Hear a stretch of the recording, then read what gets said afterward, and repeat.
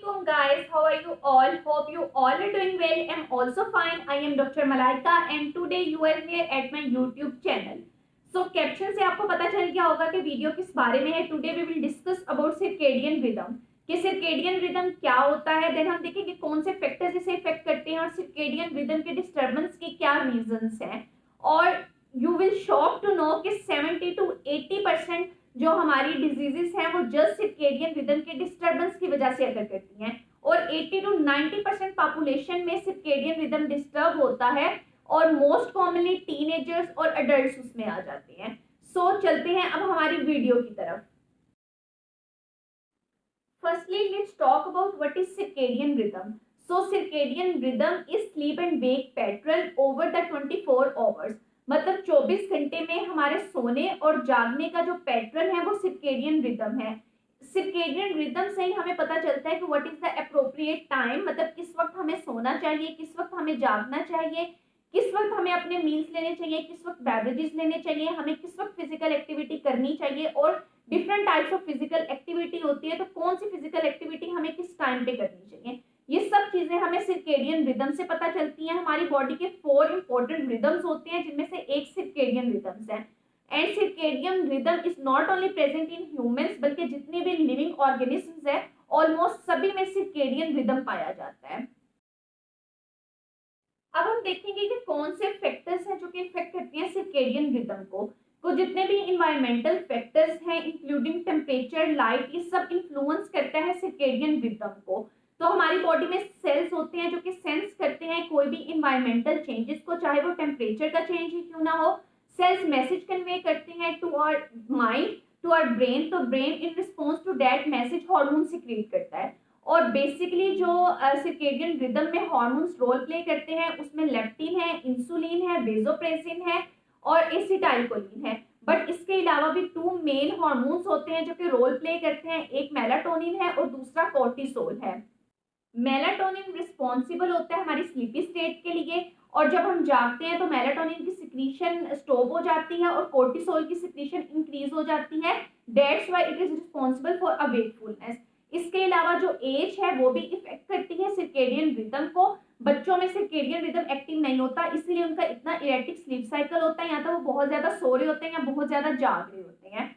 जैसे हम ग्रो करते हैं तो सर्केडियन रिदम एक्टिव हो जाता है, इसलिए जो टीनेजर्स होते हैं उनमें स्लीप फेज डिले होता है, उन्हें रात तक जागने की आदत होती है क्योंकि उनका हार्मोनल इम्बैलेंसमेंट चल रहा होता है ड्यू टू प्यूबर्टी. बट जैसे ही वो अपने टीनेज से अडल्टहुड में आते हैं तो स्लीप साइकिल ठीक हो जाता है और स्टेबल जो हमारा स्लीप साइकिल होता है वो अडल्टहुड में ही होता है. सो सर्केडियन रिदम डिस्टर्बेंस की वजह से बहुत सी डिजीजेस अकर करती हैं जिसमें हमारे पास एंजाइटी आ जाता है, डिप्रेशन आ जाता है, कुछ क्रोनिक डिजीजेस होती हैं, मेटाबॉलिक डिजीजेस आ जाती हैं. इसके अलावा हमारे पास अपर रेस्पिरेटरी ट्रैक इन्फेक्शंस है, साइनसाइटिस है, कफ है एंड सो ऑन. अब हम देखेंगे कि किस तरह हमें कौन कौन सी बीमारियां क्यों लाहक होती हैं सिर्फ सर्केडियन रिदम के डिस्टर्ब होने की वजह से. So according to the circadian rhythm 4:30 AM to 5 AM के इन बिटवीन हमारा लोएस्ट बॉडी टेम्परेचर होता है और इस ड्यूरिंग अगर हम सो रहे होते हैं या इवन हम एयर कंडीशन रूम में भी सो रहे होते हैं as now a days because of summer, तो क्या होता है कि हमारे अपर रेस्पिरेटरी ट्रैक इन्फेक्शंस के, कोल्ड के, कफ के चांसेस बहुत ज़्यादा होते हैं. तो उन पेशेंट्स में जो कि बहुत ज़्यादा जिन्हें कोल्ड और कफ उनमें रहता है, अगर वो इस चीज़ को ट्राई करेंगे वो 4:30 AM पे जाग जाया करेंगे, एटलीस्ट एयर कंडीशन रूम में नहीं सोया करें, नॉर्मल रूम टेम्परेचर पे या वो फैन में सोएं तो उनकी ये चीज़ें खत्म हो जाएंगी. Then at 6 AM according to circadian rhythm हमारा कोर्टिसोल लेवल इंक्रीज हो जाता है और कोर्टिसोल को डिस्ट्रेस कॉजिंग हार्मोन बोला जाता है. 6 AM पे मेलाटोनिन सिक्रीशन स्टॉप हो जाती है. As I have mentioned earlier कि मेलाटोनिन हमें स्लीप की स्टेट में लेके जाता है. अब इस टाइम पे आके हमारे कोर्टिसोल की सिक्रीशन इंक्रीज हो जाती है, मींस अब वेकफुलनेस भी एक्टिवेट हो जाती है. और क्या होता है कि जो लोग स्ट्रेस, एंजाइटी या डिप्रेशन से सफर कर रहे हैं, अगर वो 6 AM पे उठ के योगा या कोई भी मेडिटेशन की जाए तो वो हेल्पफुल प्रूव होती है उनके स्ट्रेस लेवल को कम करने में. Then circadian rhythm claims that कि ड्यूरिंग 7 to 9 AM जो वाइटल फोर्सेस होती हैं वो मेनली हमारे स्टमक पे एक्ट कर रही होती हैं. इस वजह से जितने भी डाइजेस्टिव जूसेस होते हैं उनकी सिक्रीशन इंक्रीज हो जाती है. सो वो पेशेंट्स जिनमें हार्ट बर्न की वो कंप्लेन करते हैं, जिन्हें एसिडिटी रहती है, गैस्ट्रिक रिफ्लेक्स जिनका होता है, गैस्ट्राइटिस होता है, अगर वो इस टाइम पीरियड के ड्यूरिंग अपना कोई भी फर्स्ट मील लें तो उनके ये सिम्टम्स रिजोल्व हो जाएंगे। इसके अलावा 7 to 9 EM पे बीपी भी फ्लक्चुएट करता है, इसलिए अगर आप भी कोई मेडिको है and if you ever worked in emergency department तो आपने भी ये चीज ऑब्जर्व की होगी कि इस टाइम ड्यूरेशन के ड्यूरिंग पेशेंट्स ज्यादा आते हैं हार्ट इश्यूज के और स्ट्रोक के। सो आप इस टाइम ड्यूरेशन के ड्यूरिंग ट्राई करें कि अपना फर्स्ट मील लें, तो आपके ये सारे इश्यूज रिजॉल्व हो जाएंगे। सर्केडियन क्लॉक के अकॉर्डिंग 9 to 11 AM पे टेस्टोस्टेरोन लेवल बॉडी में इंक्रीज हो जाते हैं। सो इस ड्यूरिंग आप कोई भी स्ट्रेनस एक्सरसाइज वर्कआउट या अगर आप कोई भी जिम करना चाहते हैं किसी भी पर्पस के लिए, वेट लॉस के लिए, फैट लॉस के लिए, अपने वेट को मेंटेन करने के लिए, तो वो ज्यादा बेनिफिशियल होगा। इसी तरह 5 बजे 5 PM पे डायबिटिक पेशेंट्स को भी बोला जाता है और इवन वो पेशेंट्स जो कि हार्ट पेशेंट्स होते हैं, हाई कोलेस्ट्रॉल लेवल होता है, उन पेशेंट्स को बोला जाता है कि अराउंड 5 PM मतलब लेट आफ्टरनून और इन द इवनिंग वो अपनी एक्सरसाइज करें, बिकॉज 5 PM पे क्या होता है कि हमारे मसल्स की एफिशिएंसी इंक्रीज हो जाती है, वो ज्यादा एफिशिएंटली वर्क करते हैं और कार्डियोवास्कुलर सिस्टम इंप्रूव हो। अब हम आते हैं सर्केडियन रिदम के बेनिफिट्स की तरफ। सो बेसिकली सर्केडियन रिदम किस तरह हमारे लिए बेनिफिशियल है। फर्स्टली तो सर्केडियन रिदम क्या करते हैं, मेंटेन करते हैं हमारे इम्यून सिस्टम को, जिसकी वजह से क्या होता है कि हमारी रेजिलियंस बढ़ जाती है टू इन्फेक्शियस डिजीजेस, मीन्स हमारी कैपेसिटी इंक्रीज हो जाती है कि हम इन्फेक्शियस डिजीजेस से इजीली फाइट कर सकें। इसके अलावा सेकंड वन ये है कि जो सर्केडियन रिदम है अगर हम इसी के अकॉर्डिंग चलते हैं तो ये ऑप्टिमाइज करके हमारे मेटाबॉलिज्म को और डिटॉक्सिफिकेशन में हेल्पफुल होता है। देन थर्ड वन कि ये ऑप्टिमाइज करता है रिपेयर को, means recovery from injury easy हो जाती है। देन फोर्थ वन ये होता है कि ये ऑप्टिमम करता है हमारे ब्रेन के फंक्शन को, जिसकी वजह से हमारी emotional and intellectual performance enhance होती है। सर्केडियन रिदम एक्चुअली अग्री करता है इस कोटेशन से कि early to sleep and early to rise, कि अगर आप टाइमली जागते हैं और टाइमली सोते हैं तो आप बहुत सी बीमारियों से महफूज रहते हैं। बट अगर आप अपने स्लीप साइकिल को ठीक करने के साथ साथ इसको सिंक्रोनाइज करें और भी चीजों के साथ, मतलब साथ साथ आप अपनी ईटिंग हैबिट्स चेंज करें, अपनी फिजिकल एक्टिविटी को इंकरेज करें, आप कंसिस्टेंट टाइमिंग पे अपने मील्स लें, तो बहुत सी बीमारियों से महफूज रह सकते हैं और हम हेल्दी लाइफस्टाइल मेंटेन कर सकते हैं।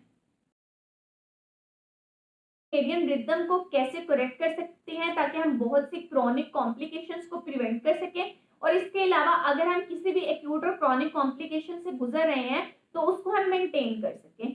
सो फर्स्ट थिंग इज कि आपने दिन में 8 घंटे की नींद मस्ट लेनी है, उसके लिए टाइमली सोना है, टाइमली जागना है, ये नहीं कि आप दिन में सो रहे हैं रात में जाग रहे हैं, इस तरह नहीं। देन सेकेंडली ये है कि जब हम जाग जाते हैं तो फौरन से ब्रेकफास्ट नहीं करना, आपने 1 घंटे का गैप देना है, बिकॉज हम तो फौरन से जाग जाते हैं बट हमारे ऑर्गन्स को 1 घंटा लगता है प्रॉपरली वर्क करने के लिए। और ये उन लोगों के लिए भी है जो ये कंप्लेन करते हैं कि उनको बहुत ज्यादा स्टमक इश्यूज हैं, वो इसी वजह से होते हैं कि जब वो एक तो लेट उठते हैं और उठते ही फिर उन्हें भूख लगती है ऑब्वियसली, तो वो फिर खाना खा लेते हैं, तो उन लोगों में स्टमक। देन थर्ड चीज आ जाती है टाइमली रिस्ट्रिक्टेड ईटिंग और इंटरमीडिएट फास्टिंग। इंटरमीडिएट फास्टिंग का मैं नहीं बताऊंगी बिकॉज इस पे मैंने एक कंप्लीट डिटेल वीडियो बनाई है जिसका लिंक मैं यहाँ पे अटैच कर दूंगी ताकि आप वहां जाके मेरी कंप्लीट वीडियो देख लें।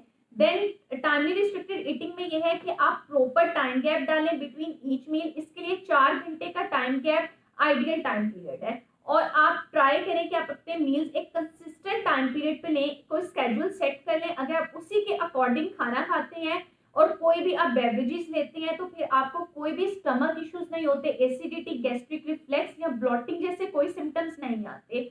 Then fourth thing is physical activity. अब बहुत से लोगों के माइंड में मिसकंसेप्शन होती है कि आप फिजिकल एक्टिविटी किसी भी टाइम में कर सकते हो। ऑब्वियसली अगर आप बिजी हो, आपको जो टाइम मिल रहा है फिजिकल एक्टिविटी करें, स्किप ना करें, बट अगर आप सर्केडियन रिदम के अकॉर्डिंग चलते हैं तो ये ज्यादा बेनिफिशियल है। अगर आप डे टाइम में फिजिकल एक्टिविटी करते हैं तो उसका जो बेनिफिट है वो ये है कि ये एलिवेट करती है हमारे मूड को और डिप्रेशन को कम करती है।